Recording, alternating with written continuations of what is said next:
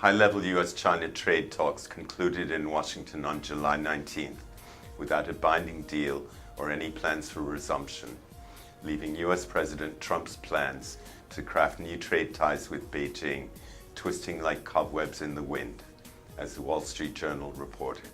Neither Commerce Secretary Wilbur Ross nor Treasury Secretary Stephen Mnuchin offered details on what the two sides agreed or when talks might restart.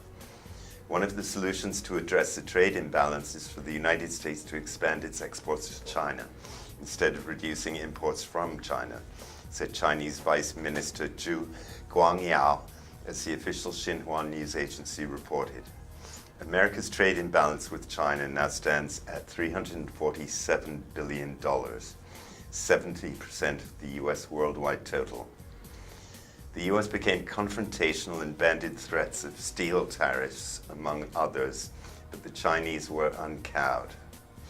The negotiations came at the end of the 100-day period within which Trump and Chinese President Xi agreed within which to have a plan in place to resolve the world's two largest economies' trade frictions.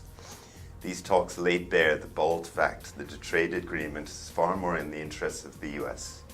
China's sole concern is the US erecting protectionist hedges against its imports. Cold reality is that China can probably source anything, except for the high-tech the US refuses to export anyway, attitude-free from the other English-speaking countries along the Pacific Rim, to wit, Canada, Australia, New Zealand.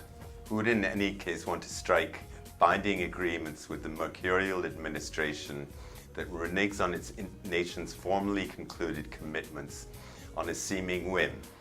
TPP, the Paris Accord, moods pulling out of long-standing economic and military partnerships, NAFTA, NATO, that the US is now out on a limb and an international pariah is the first foul fruit and will form the final legacy of Trump's dilettante dabbling in international affairs. This latest foreign policy failure is more proof of how much America's standing has waned in Trump's first 6 months in office.